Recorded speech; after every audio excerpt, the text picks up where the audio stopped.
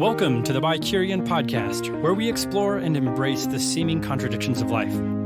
What actually is Bicurian, you ask? Well, you may not necessarily have a mental concept of Bicurian, partially maybe because it's a made-up word. You embody it.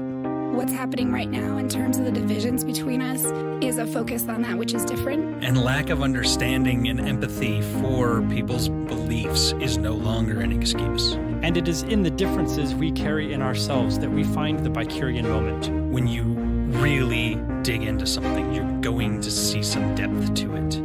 It's not just a race thing. It's not just a conservation thing. It's letting go of the or to make room for the and. We embrace all of you. Welcome to the Bicurian. Hello, welcome to Bicurian. I am Aisela. And I'm Eric. And we are very excited to be here with our guest. I had to mix those things together. Yes. Chet Sisk. Would you be willing to tell us a little bit about yourself so our listeners know more about why we're excited? Yeah, absolutely. I am a futurist. That is, my job is to find out what's going to happen over the next 3 to 5 years. Some futurists go way into the future, flying cars and all that kind of stuff. And, for 50 to 100 years, I concentrate on the next 3 to 5 because, quite frankly, we are living in probably the most dynamic time in the history of humanity. Do you have a focus? When you say what's happening, is it general everything, or do you focus on specific topics? It's a little bit of everything, but there are 3 areas that are really a focus for me. They include climate change, of course, automation, the automation revolution, really, or I should say the artificial intelligence revolution, which is changing the very foundation of how we live, and then income inequality. Because we're seeing it happen all over the world, and it is a factor that will affect quality of life in countries everywhere. So those three issues, or those trends, as it were, are my concentration. But I cover the waterfront. Yeah, I've been following more futurists, and we were kind of talking right before we started recording, and it is fascinating. And I think, the realm of 100 years from now, we can leave that to Gene Roddenberry and other sci-fi writers. But I think you're right. Like, looking directly at what the next couple of years, it actually floored me the other day when I had the realization that the iPhone's really only been out for about 12 years. Yeah. And it seems like they're so ubiquitous now, like smartphones and things like that. I don't remember the time before that, except that I have those memories of landlines when I was growing up. And dumb cell phones. Right. You see a flip phone on a movie now, and it looks like it's a dated movie, right? It does. It completely dates the movie, and it's so funny how that happens. I like the next 3 to 5 years simply because of the fact that you see a culmination of those 3 big trends that I talked about all coming together right now. And it's asking us to really kind of make some decisions we may not be ready for, but we got to step into it. Yeah. And along those lines, like AI, for example, is something that people have just come to accept. Yeah. Like, I recently wired my house with Amazon Alexas. Like, they've got them in all of the rooms. If you say the right thing, the lights behind us will go chartreuse. Yep. Really? And so we think about, this is kind of clever and cool. And if I'm actually being honest, I'm terrified. I think about Skynet. Yeah. Oh, well. That's absolutely where I go. I kid you not. I just read today that Amazon, of course, employs hundreds of people just to listen to your conversations. I read that same article. Yeah. So, it's therein lies the challenge of the new technology, right? It's a double-edged sword. It provides us with levels of convenience, but it really comes down to who's running that show. I always say the same thing. Technology is a toaster, right? You could either use it to make a wonderful breakfast in bed, toast and such for your sweetie, or you can toss it into their bathtub and electrocute them to death. But the toaster didn't make the decision. You did. Right. So it's really about who we are as humanity and our decisions about the technology. So one point on that article then I think was what hit me in the ethics really hard. They brought up that some people had been listening to some of the things and were pretty sure they basically witnessed it recording a sexual assault. Wow. And Amazon, as a company, decided that they don't have enough personal information to get involved, nor do they want to. And so now we've got this massive ethics thing, right? So, so in addition to the fact that they overheard some woman singing in the shower, and that they've overheard, these private moments and stuff, but now they're hearing things that are criminal. And what's their level of responsibility? Like that's an ethics question that's so huge, and I didn't know how to react to it. Yeah. We had a guest on a month and a half ago or so who was a privacy attorney and was talking about the data ethics movement. Yep. And one of the things that I also feel comes in hand with that is establishing new social norms around technology and privacy, and like not just having it be laws or companies being accountable, which I do think is important. Sure. And culturally and socially, us really coming up with what are the new manners, honestly. Yeah, see, I used to work for Lockheed Martin Skunk Works, and I remember the people say, "Oh my gosh, that's super secret technology source." And one of the things that I used to do voiceovers for a lot of the presentations that they present to the Pentagon in order to get funding. So one of the things that became real clear to me was that the first level of conversation was not about the moral ethics of whether or not we should do this. It's can we? Can we do it? And the question is always, there are certain things that we probably should not do, but those conversations are not front and center. But we're living in a time where now they have to be, because of the ubiquity of all of the technology. And as you mentioned, the whole aspect of being able to ask these kinds of ethical questions, we shouldn't be asking them in the moment. We should have a set of rules and a methodology, a belief system. Really, that's what it comes down to, is that we now have to talk about a different kind of belief system so that we are guided by that before the ethics question comes up, and so we know what to do. Right now, we're just flying by the seat of our pants. Well, yeah, I mean, and I can't go a show without bringing it up. Facebook's a classic example. Like, they basically threw a whole bunch of stuff out there, and then now, 10 years later, really, since they really took off, we're kind of questioning how some of that looks and what was right or wrong. And, should Facebook be responsible for coups? Yeah. Should they be responsible for the persecution of entire, basically races in other countries? Suddenly there was a platform to persecute those people. I mean... Yeah. And they're like, oh, yeah, no, well, we're not. But we're hands off. And that's what caught me about the Amazon things. Like, well, we're hands off. We're not going to get involved in that. I'm like, do you ethically have responsibility to do that? Yeah. Or should we just not have you listening in on our conversations? See, I don't want Facebook to make those decisions. I want us as a culture, as a society, to make those decisions, and then Facebook and everybody else responds to that fundamental premise set down by the society. And I think that we're at that place where we get a chance to actually really make those kinds of decisions about who do we want to be going forward? Who are we? And based on the number of friends I have leaving Facebook right now, I think that indictment is coming. Yeah, I'm hoping for it. I mean, honestly, that is my belief, and I'm holding out that hope that we are in a place where we're finally getting to the point of saying, this is messy. Let's reimagine who we are and then lay down the possibilities and how we should conduct ourselves, a code of conduct about who we are. We just haven't.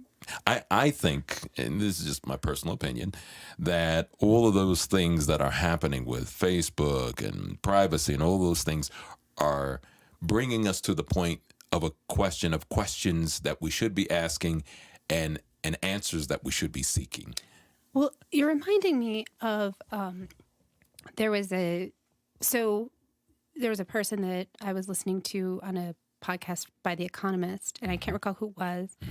And one of the things that Eric and I have talked about is in a lot of ways, it feels like the American sort of left or progressive community has in some ways contributed to the situation that we're in by putting out there this idea that the American ideals of, freedom and liberty and truth, whatever that is, these ideals that we had that bonded us as a society, we all sort of had that this is what we should be doing. And then there was an awareness that, oh, wait a minute, we're not including women, or we're not including Black people, or we're not including people of disabilities.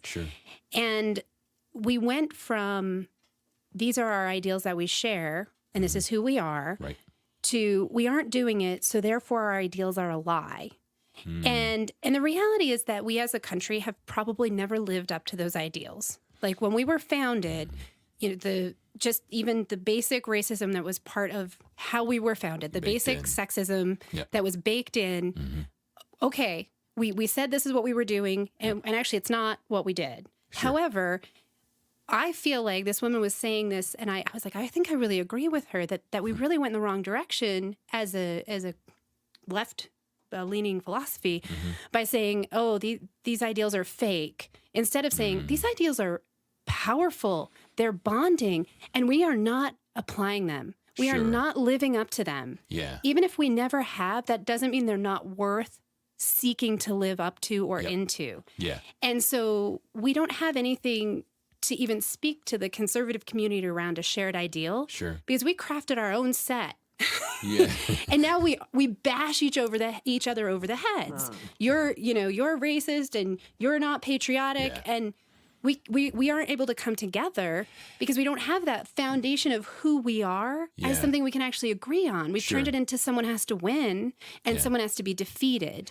So you're saying something that I think about all the time when people say, make America great again. And I say, America's never really been great yet. Right. So the potential for America is huge. It's dramatic. There was a book written by a conservative fellow years ago.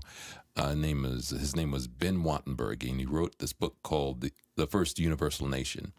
And basically, it was the idea that we could leverage all the dynamism of all of the people of this country, women, people of color, just everybody, just cover the waterfront and leverage that into a dynamic force for good and set the model for the rest of the world, right? The challenge that we've faced, and I think where you get the left pushback, is that potential has always been there, but there's always been this gigantic pushback like, we don't want that. So because we don't want that, yes, you may visualize us as this first universal nation, as Wattenberg prophesized, really, but that's not where we want to go. So the entrenchment of those ideas that have been baked in, racism, sexism, they're just coming to the fore. We kind of think, oh, there are more racists and sexists now. No, America has always been in that place. And so they pushed back really against the general ideas that could lead to this greatness. Now, the challenge for the progressives is that exactly what you said, that there's an opportunity for us to reimagine the possibilities. And I think that's where we're stuck, is that we're so busy talking about these guys are bad people and the bad guys saying, you'll never get in here, that there's no place for somebody to say, what if we reimagined all these possibilities and did create the first universal nation? What would that look like economically, morally, a vision for the future, all of those things? I'm not sure people can even agree on that. And, and I think that's been a part of the problem as well. Because even when the nation was founded, one of my favorite points to bring up is the man who said all men are created equal owned slaves. Sure. And it took 100 years to turn that ship. Yeah. So there again, that's why we've never really truly been great. And I know I'm going to get some pushback on that, but I'm just saying the greatness, it's like us being in our 20s and, we've tried all the different jobs and dated different people, maybe a few marriages here and there and divorces and blah, blah, blah. But there's an idea of us of where we want to be.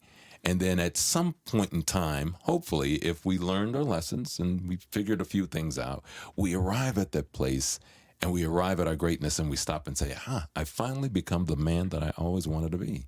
I've finally become the woman that I used to dream about back in my 20s. With a lot of trial and error in my 20s and 30s.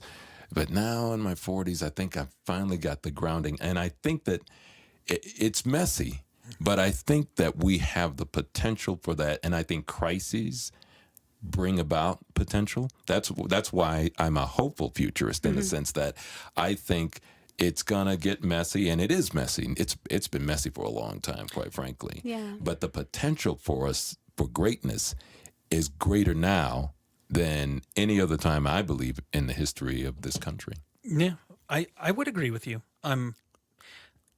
It sounds odd, but what I actually kind of feel like where we're at right now is people have been closeted racists or bigots or, misogynists. And we'll thank Trump for one thing. He let everybody air out their dirty laundry. So in a lot of ways, it does look a lot worse. Yeah. And this is a point that's been made to me, and to the point where I'm now making it to others. It's like, it was always there. Sure. Right. Right. Like, Yeah. so Yeah. your head in the sand thinking the 90s, the 80s, whatever, was good because you just didn't hear about Right, this. Or right. even into the 2000s where you get this impression like, man, I thought we had beaten back racism. Yeah. You just didn't hear about it. But was literally the answer. Yeah, right? sure. We weren't hearing about it. Sure. And so in some ways now it's gut check. Yeah. We're being asked to actually look at it, talk to our neighbors, actually do things that involve engagement around those subjects, Yeah. rather than just, maybe ignoring your racist uncle at Thanksgiving Yeah. and then pretending like it just wasn't around. Yeah. The thing that I'm concerned about more than, like I said, we're at the precipice, quite frankly, but I'm concerned that the extension of life expectancy in this country has gone down for the 3 years in a row. That's amazing for a major industrialized country. And the number one causes are the tools of despair, suicide, and drug overdose. So I'm concerned that we must bring a greater vision than we've ever had. Otherwise, we might not make it. I mean, that there's always that potential. But at the same time, I always say that, crises bring about, can bring about great possibilities. So the most important thing that we need to pay attention to are the tools of despair. Because when people get to the place where they say, you know what, there's no hope, then the possibilities that we all imagine and dream of also slip away. Well, and interesting, I was listening to the Hidden Brain, the Lonely American Male today. It's a really, really great episode. And one of the things that they talked about in that is that your social engagement is a higher predictor of longevity than even physical activity. Truth. And so when I think about the cultural situation where people are in a lot of ways scared to talk to other people, and they do get stuck in their phone. I mean, get stuck in my phones. We don't have to go out because we can stay at home and have movies and food delivered. Sure. There's just a lot fewer reasons for people to be nudged into interaction or engagement. And it is that, having friends and that social engagement that is actually a suicide preventer. It is. But let me throw something else out too, because I think a lot of our belief is that if we're just nicer to other people and spend more time friends. Yeah. No. I this is something that I heard not too long Okay. ago, and people were in a conversation. I run into these all the time, and they say, we need these social interactions, and I said, you're exactly right. But here's the thing that I'm concerned about. It's the same thing with racism and sexism and all of the other things. A lot of those things are baked into the system. So let's just say you and I and we all get together and we say, let's go out and just invite people over our homes for dinner. And all of a sudden we're doing this great work that really makes the difference. Like you said, the social interaction, we get a chance to discover more about us. The problem is that a lot of people will leave that dinner and go back into a system that reinforces the kinds of things that we don't want. stratification, classism, racism, misogyny. That's really the great challenge that we face. Is not that I don't think that people are more willing to be more social and connect with each other. I think that the system or systems, as it were, that work together to I call it a caste system, to maintain that structure, because that's how the society has been constructed from the beginning, and a lot of people are making a lot of money on that stratification. That's Right. where the real challenge is. Well, yeah, and speaking, I'm in the tech industry now, for example, and that's where you can really see it, because ageism is a big thing, Ageism, yeah. and racism, but not because a company may not want to hire somebody who's black, right? yeah. They certainly hire Asians, Sure. right? And that's not never considered, but Right. but really digging into it, that like the courses of people's lives that can allow them to get into tech is not friendly to black culture and black communities right now. Yeah. So the companies aren't even, like you said, it's systemic. Yeah. And you can backtrace it so far back Yeah. that it's not that the company I work for is owned by Israelis. Yeah, sure. Yeah. It's not that they would ever, and when we have a few black people that work for the company, Sure. it's not that they're not hiring that. Right. It's not that they're not hiring women. We have plenty of those. It's systemic in that in order to break into that, you need to have certain opportunities. Yeah. And this is something that came up for me a lot, just in understanding Yeah. what white privilege really meant. We Sure. went to a white privilege symposium Oh, wow. several months ago, and I got it, but it was presented in a lot different way, because it wasn't this, you need to feel guilty for being white. No. And that's the thing, I think, is another aspect that's slowing this process down, is that as long as it's based around guilt and shame and those kinds of things, I can't see something changing. But I do love the fact that we've gotten to the place of starting to realize, oh, it's the system. Right. As opposed to, oh, they're just like Bull Connor out of the South and with a bull rod saying, segregation forever. It's not that conversation. That's a 1960s conversation. Even back then, it was not, it did not reflect what was really happening. And that is a caste system that was created to maintain this kind of structure.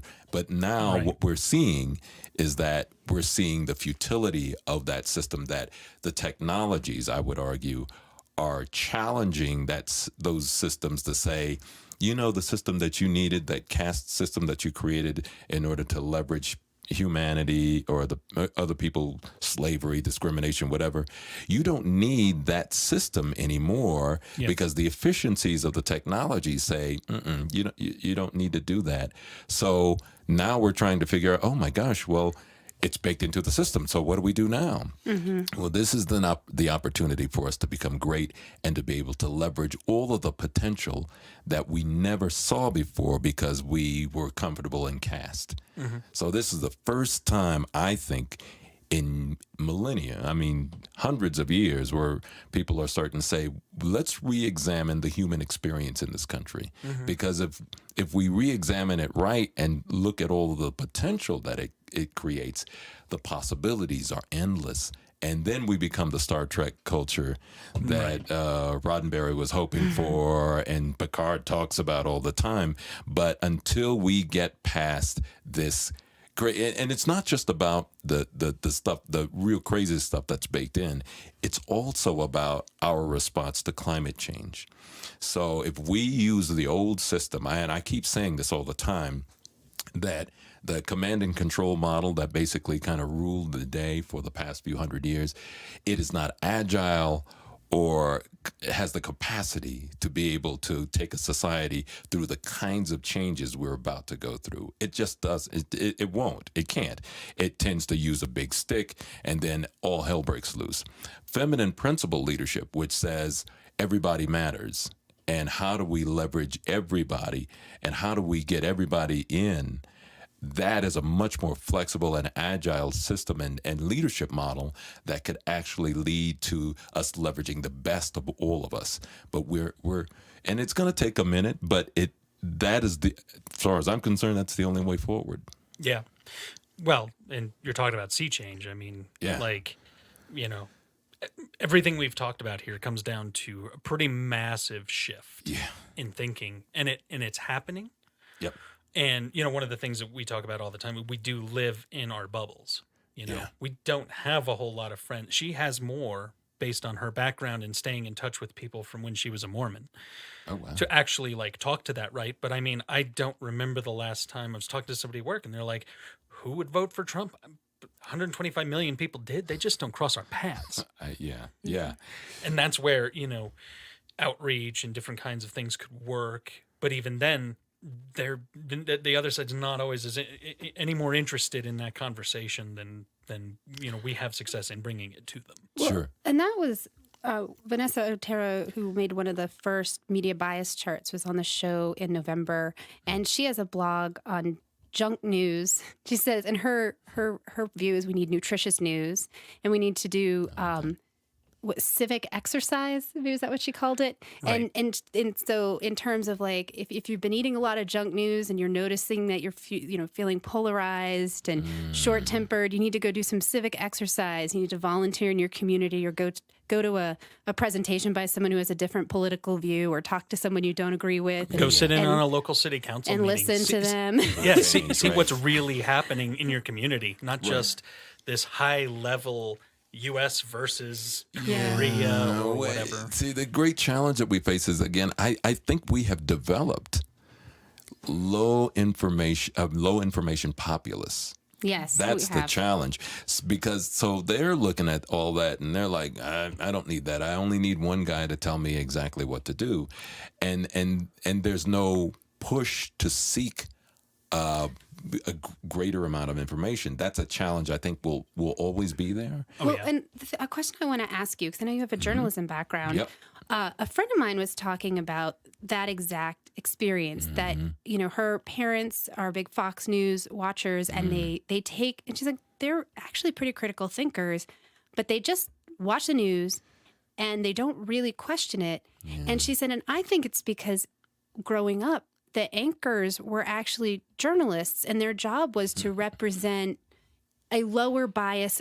Their job was actually to do kind of what we're talking about doing on the show, to dig into something and to try to present people with as balanced a view as we can with our own biases, to acknowledge our biases so that people who don't have time to go dig in can benefit from that. Walter Cronkite. Yeah. They didn't editorialize back in the day. Well, I'll tell you this. I started my career life out as a reporter for WREG TV in Memphis, Tennessee. I got in, you go in with the whole aspect of journalist, and, you have Walter Cronkite in your mind, and you're thinking, we're going to bring the information and speak truth to power and, just lay it out for the people to be able to make good decisions. And I was so disappointed. I always remember those famous words of my assignment editor. He said, and I would say, hey, there's multiple sides to the story. And he'd say, not anymore, kid. This is show business. Something happened to the industry I'm dating myself, but this is back in the 80s. And I sat back and I said, that's not why I got into this business. Wasn't it that cable? I was going to say, competition with I cable? blame cable. I think Cable. there was too much opportunity for information. CNN came along, and they were a 24-hour news source. Yep. And what actually ended up happening, and you can hear this from interviews just over the years with the different anchors, they realized they needed to fill 24 hours. Yeah, exactly. That, you know what? So I went to work for cable after I left television news. There was a company here by the name of American Television and Communications. It was Time Inc.'s leg of cable. And they hired me in their research and development department. And then I was like, why are you hiring me? I mean, I came from a creative background, yes, and a news background. They said, here's the deal. We need content. And we need content like crazy. We're building out. We know we have a bunch of subscribers, but our retention rate is just it's terrible. We have to do something else. So we need good content. And you're right that the big push became content, whatever it is, in order to make sure, and especially it started leaning toward, people's biases and concepts and stuff that had nothing to do necessarily with news or information, but with just plain entertainment. It was, and it's almost it created the sensationalization culture, Yep, right? yep. Because we just went through the 20th anniversary, of Columbine recently, Right. and I remember when that happened. It was very clear in my mind. It was a wall to wall 2 days of coverage Yep. on CNN. Yep. Now a school shooting gets an hour or two. Yeah. Right. And because they've realized, and you look at what Stunning. CNN does now, since about 2015, 2014, even when the presidential campaign started ramping up, they were covering Trump, and then he got elected, and it's like the Trump channel. Yep. It's what did Trump do today? It gets the ratings, But it's getting them the advertising ratings. dollars. I mean, I guess that's what I mean by now we're at a place where we have to ask about the morality of some certain things, and that's hard in an environment where it's all about the dollar.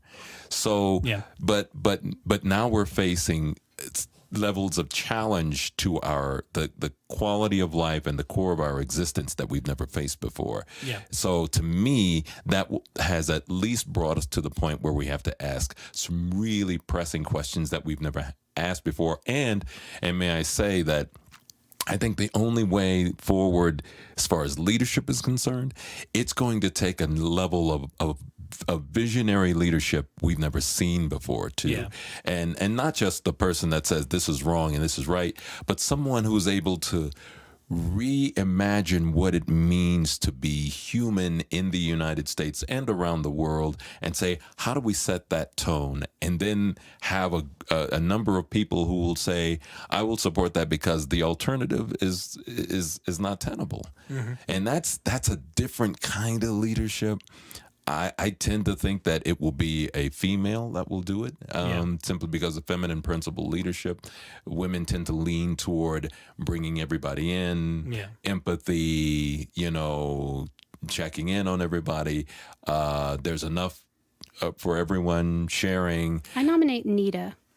Nita. Yeah. Oh, well, Do we get to pick? Or? I think that I truly do believe this, and it could be. I mean, Nita, all of a sudden, you just never know how these things work. Yeah. But I think that there has to be a different kind of sea change in the tone, and the kinds of things, and it doesn't necessarily have to be a woman, but at least a man that sees it from the perspective of what's the power of feminine principle leadership, and how can it help us, as I mentioned earlier, be agile enough in order to help us to transfer through this particular phase.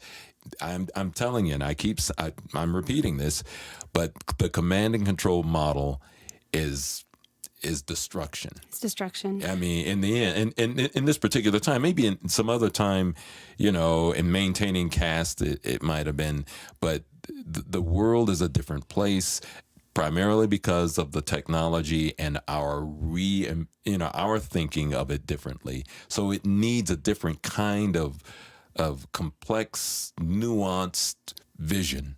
Yeah. Yeah. I wanted to ask you to talk a little bit about Universal Basic Resources and that project that you're doing. It seems really intriguing. Yes. Well, Universal Basic Resources is designed to do this. What I started discovering once I started going around and telling people, we're running into climate change challenges, and the society needs support and help. A number of people out there doing great work in the privacy of their basements and all of these,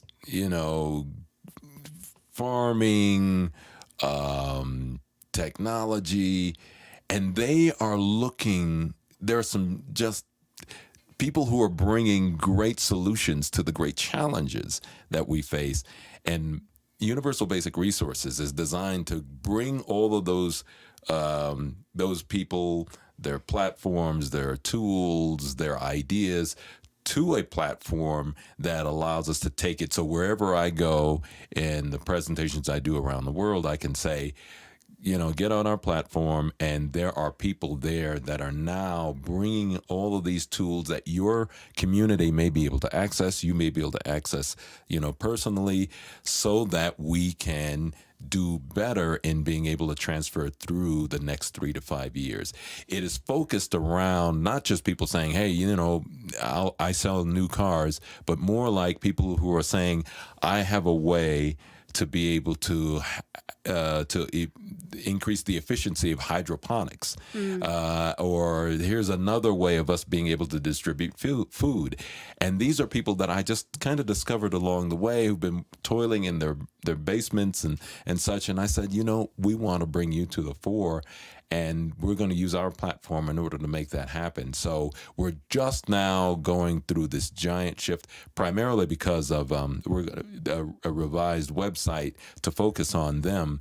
And it's primarily because we're about to launch, as I mentioned earlier, we have a television feature being produced with the help of CBS that we're going to send all around the country to talk about, again, universal basic resources and real basic stuff that people can do in order to help do climate change adaptation, to do their part about climate change. So what we want to do is empower people. We want to empower communities as opposed to leaving it to just waiting for if there's going to be a Green New Deal or if their local government will do something. We think that people in the privacy of their own home should have the tools, the support, and the encouragement to take action themselves. So we're really excited about the universal basic resources. That sounds fabulous. I look forward to, hope you will send us information on Absolutely. how to access the show. We'll definitely get that out there. We'll link it up. And I admit we had some conversation before we started recording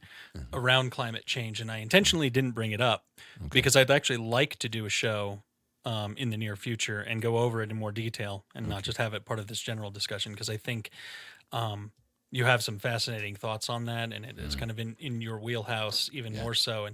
And like you mentioned, climate change adaptation. Yes. So I would definitely like to schedule a time and have you back on and just dedicate some time to that specifically. But just to speak to that real briefly, that is the most important conversation we must have. I as we talked about earlier, I think that we're getting sidetracked by these constant doom or gloom conversations, because that's all mass media really has been producing of late. And so we want to focus on the whole aspect of what are the things now we can do, morally, spiritually, technically, in the privacy of our own homes. And people need those kinds of solutions going forward. Yeah, absolutely. Yeah, and I really appreciate you taking the time to talk to us. And I think, honestly, we could probably spend a lot of time here, but I really appreciate knowing that there are so many people out there. As you said, there's this doom and gloom attitude, and I admit I teeter. There are some days I wake up and I think, we all do, right? believe me. And so for me, knowing there are people like you out there, also really saying, I believe in our future. Yep. I believe in better for our children. Yes. I believe that we are capable of having thriving communities that are genuinely inclusive, and that we can actually express the real values of our country. Yes. That are about a truly a universal dynamism, a way to be that salad bowl together, and the innovation that can occur when you would genuinely meet somebody who's different and you discover how to communicate and connect. You have to innovate. You can't live in your homogenous reflexes, and that is such an inspiring thing. And to know that there's so many people who are doing that in these different ways and providing resources for communities is really exciting. I believe that is the next evolution of humanity. And so it's messy right now, and it feels messy because of the fact that we haven't seen anything like it before. But if there is a country, a society that can lead that step, it is this one. And I truly do believe in the first universal nation. And I think that, like I said, it's going to be a messy affair, but the other side of it, our children will thank us for it forever. Well, thank you so much. Appreciate it. Thank you.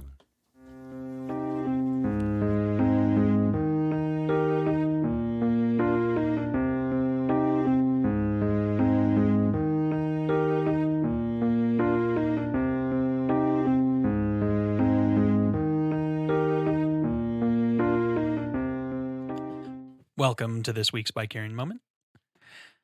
Am I going first? Yes. Oh, thank you.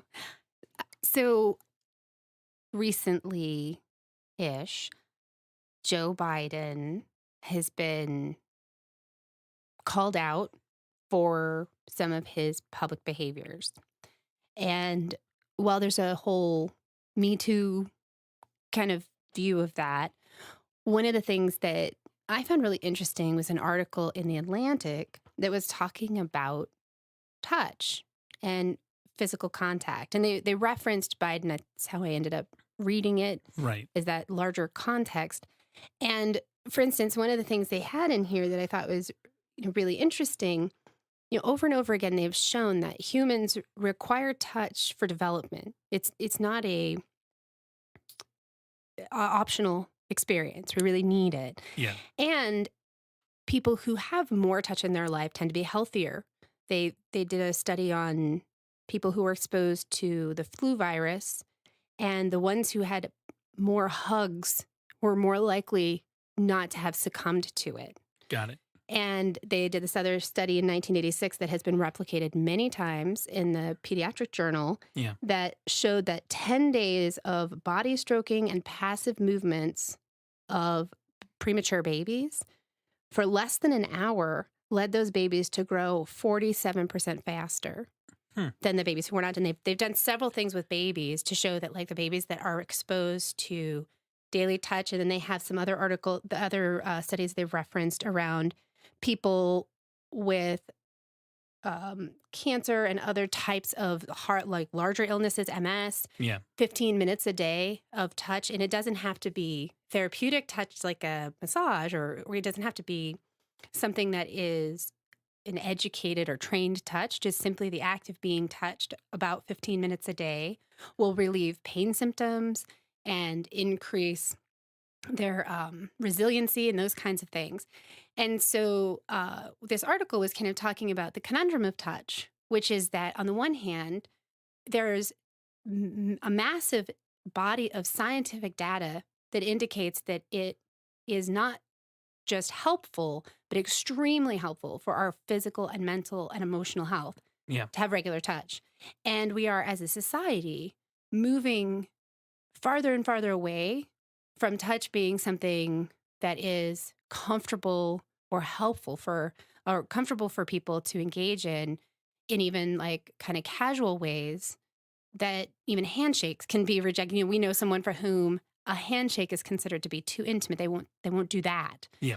And not surprisingly, they have extreme anxiety. So there's some it just to me it's a very interesting situation that we are so terrified of connection, and yet it is shown to be consistently beneficial. In addition to this article, I was listening to an NPR, the Hidden Brain podcast on the Lonely American Male, which I referenced in the other show, and they were talking about, they did a study with people who were riding the subway, and they said, to a portion of them, probably a third, because they divided it up into 3 actions, that their job was to engage with people while they were riding. And then they had a third of them, and their job was to actively stay isolated. And then the others were just to do what they normally did. And what they found is that the people who engaged were pretty much all of them, everyone was pretty reluctant to engage. They expected that it would go poorly, that people wouldn't want to talk to them. And every single one of them had overall sense of higher levels of happiness in their life from making that one change. Yeah. Even though they didn't want to do it, right? They were resistant, and yet by doing it, something shifted for them, not just in terms of their commute, but in terms of their overall life, that the more social interaction, the more social engagement, the happier they were. And they said it's interesting because a lot of people, the reluctance was a variety of things. A primary reluctance was this concern that people wouldn't want to engage. And about 100% of the time, people actually responded and engaged. Yeah. We just live in a physically isolated society, I think. And for a lot of people, the idea of that just seems a little odd. There's social stigmas about, guys touching other guys and things like that. And it makes total sense that it's a positive thing. Just as per usual, we've entered into, it feels like, another realm of making our isolationism about ourselves and our bodies more prevalent and known. And so it shuts those doors down regardless. Because I'm betting that anybody listening to this, there's probably people sitting there saying, "Oh, yeah, no, touch is good. I like it. I don't do it. Maybe I should," right? And so it becomes one of those common sense things for some people, like, to have those interactions. But then you have things like the Joe Biden thing, and it wasn't specifically. It's gotten attention in a Me Too sort of way, but what he did wasn't specifically anything more than just a little creepy. Like, now you get into pushing the boundaries of intimacy, and that's another area where I think you have to be careful. But in general, yeah, I think it's a positive thing. Well, and one of the quotes that they had in the article from him was that while he didn't mean anything negative, right? He said, "I guess I need to acknowledge that times have changed." That and that's part of the point they were making, is that we did live in a world where casual touch was not considered to be quite as distasteful as it is in modern America. Yeah. And I'm not going to weigh in on that as a positive or a negative. However, I'm going to observe that in this attempt to react to what have been violations, Yeah.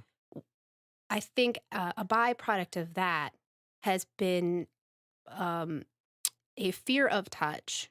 Yeah. And a fear of initiating touch in ways that used to be considered more normalized. Yeah. And really reflecting on, is that byproduct something we really want to be happening? There's, for instance, teachers used to be able to hug kids. And now most schools have a rule that teachers cannot physically connect with children. Yeah. On the one hand, the motivation for that is from severe violations that people Absolutely. don't want to see perpetuated. Yeah. Got it, right? And on the other hand, kids are very physically connected and affectionate. And for a kid to be rejected physically because they spend 6 to 8 hours a day with their teachers, and to have that modeled, what's the impact on them? Do they then, I don't really know what the rules are. Kids not allowed to touch each other. I could see that also being a thing, especially younger kids. I feel like that's actually been kind of enacted in schools. There's kind of jokes about it on TV and stuff about, even the school dance and don't dance too close and stuff like that. And it comes from that fear of touch and interaction being of a sexual nature, whether it's violating in some way or some other sort of negative thing. So, yeah, I mean, I do feel like societally, maybe not for no reason, Yeah, there's been reactions around it. We have the motivation for these assertions of boundaries and policies are they're horrifying experiences, and people want to prevent those horrifying experiences from occurring, and I'm 100% on board with that. Yeah.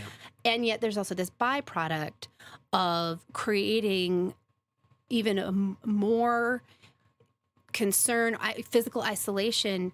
And we have a lot of information from people studying this and studying us as we are social creatures that tells us that lack has a definite impact on people, and the introduction of touch has a definite positive impact. And so for me, reading that article and just really thinking about what's happening around that, in my own life, I tend to be affectionate with folks. I was very affectionate with my children, and I couldn't imagine living in a physically isolated world. Yeah. I would definitely feel a certain kind of like damaged by that. Yeah.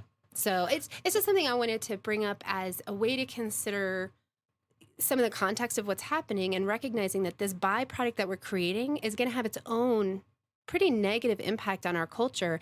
And are there things that we can do to counter that? There are. I think the one thing that I would say about it, just in general, that's probably a wise way to approach things, is to embrace consent culture and, ask. be prepared for no's, but maybe in your daily life, people can think of different ways, like, oh, I've been friends with this person kind of as an acquaintance. Maybe I can hug them goodbye. So I'm going to ask, hey, is it okay if I hug you goodbye? And, we can start building a culture and our own internal cultural, with our tribe, the people we see, the people we end up hanging out with or whatever, of it's okay to be a little more casual with that. And it doesn't have to mean something sexual or, along those lines. But yeah, I mean, it's also good practice for consent culture in general. So, No, that sounds like and is that something that they could implement with children? I mean, it's one of the things that I have seen over the years. When my kids were in elementary school, they had 20 minutes a day to go outside. When I was a kid, I had 2 full-hour recesses. yeah. Like as a community, I don't feel like we take very good care of the physical needs of our citizens. So we don't encourage our children to exercise and be outside. We're now saying that like they should be in environments that are pretty sterile when it comes to physical connection and touch. And to me, that's really concerning because we are whole creatures. We require a mental, emotional, and physical, and some form of, in my opinion, metaphysical or spiritual stimulation. And really and truly, like we're getting weird about it. Yeah. But So again, nothing happens in a vacuum. There's always a story that led to the cultural shifts in that, teachers hugging kids is just not acceptable anymore because of a couple of bad people. yeah, They're not reflective of everyone, but Right. they were a thing. yeah, right. It happened. It was Yeah. horrifying. We don't want to see it again. Totally on board with that. And how, like you were saying, maybe it's a consent culture thing. Maybe it's a movement that puts some aspect of like comprehending the importance of it in schools. I don't know. I do think it's something that we need to pay attention to. Yeah. So that's all. Think about it. Give someone you know and love a hug as long as they consent to it. So mine actually stemmed from the conversations we were having with Chet, both during the recording of the show and then kind of before and after, and along the lines of the media, which we've done shows on, we've talked about, and all of that. And one thing that really resonated that we were talking about off air was the sensationalization that the media does. It's big stories, it's entertainment. One of the things that I was actually surprised that I had brought up in the offline conversation with Chet, and he seemed to have a aha moment about it. Like when CNN started with cable news, they were 24 hours, they needed content, and it became about entertainment and ratings. And so the big bombastic story is what grabbed your attention and pulled it in. And now it's 30 years later, and we're just used to that. And so the news doesn't serve as much of a purpose of informing us anymore. It serves a purpose of drawing our attention. And I think in some ways that actually, goes hand in hand with what we've said about the kind of news that you're ingesting. Is it objective? Is it true? Is it editorialized? Is it an opinion piece? I mean, there's all of those different things to take into account. But, one of the things that we want to do on this show and kind of driving my passion, after that conversation is have discussions, deep dives, formulate our own opinions on it, get out of the 24-hour news cycle. I had brought up that when Columbine happened, I remember in 1999, it was wall-to-wall coverage for 2 full days, and now a school shooting gets a couple of hours. And that's a decision they've made based on the entertainment value that they see in that story. It doesn't mean, and in some ways people are less drawn to watching that because it's more commonplace. So we have to be really objective, and I want to on this show, really focus on the objective nature of things. We are actually editorializing. We are giving our opinions, and that is the structure of our show. But part of why it's fun for us to do, and hopefully fun for people to listen to, is because we do deeper dives into, past the headlines.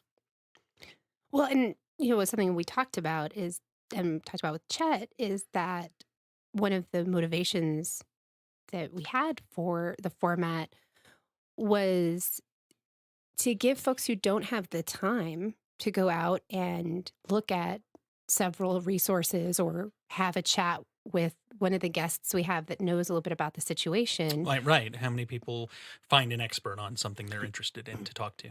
and to give people an encapsulated piece to look at or listen to in this case in terms of in terms of a topic that is below the headlines, Yeah. so that in a lot of ways that's what the news was meant to be, right? To give people information, and then that's what ultimately we want to do, is give people some exposure to some information that isn't necessarily easily accessible because people are busy.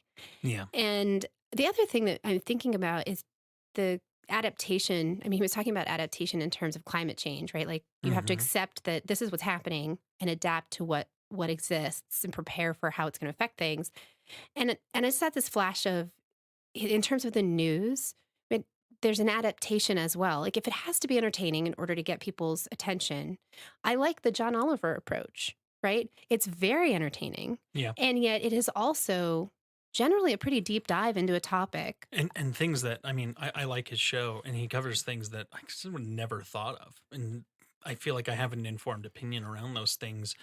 I don't think all of them require a drive to activism, but Yeah. it is good to know. And in a lot of ways, I wish he could cover more subjects than his once a week with a couple of months off for vacation time in between. So, And I wonder if, like, I absolutely lament for sure the unbiased, information-based, dry news of the past. Like that it speaks to my academic heart. Yeah. And if we have to be honest about it, like those days are over. Yeah. That's not, for the most part, people aren't going to show up for that. it looks boring by comparison, right? And so if we need to make it entertaining, right, to adapt to what's actually happening and how people are going to pay attention, I feel like there are some models like John Oliver. Well, in The Daily Show, I think The they really Daily set the Show. standard for that. We're also, right, like very entertaining, and yet does give really interesting deep dive information in that, as opposed to the sensationalized form of entertainment, which is blowing things up, Yeah. editorializing or commenting or propaganda in order to like motivate a crisis reaction so that you're excited enough to keep watching past the commercial. Yeah. And so if we just accept entertainment is part of the process, what is ethical and moral forms of entertainment around this particular situation? Yeah. And then also I liked what Vanessa Otero with the media bias chart was talking about. I think it'd be also really great to get to a point where we label news Yeah. so that it's a little bit more clear what we're watching. Right. And not everybody's going to listen to the labels, but I think that would also help in terms of, once again, people don't have a lot of time. So they go to what they know or to what's convenient. I certainly have done that. And if it were labeled and I see like, oh, I'm going to something that's like super biased and not much news. Yeah. I better look for something that has a different label.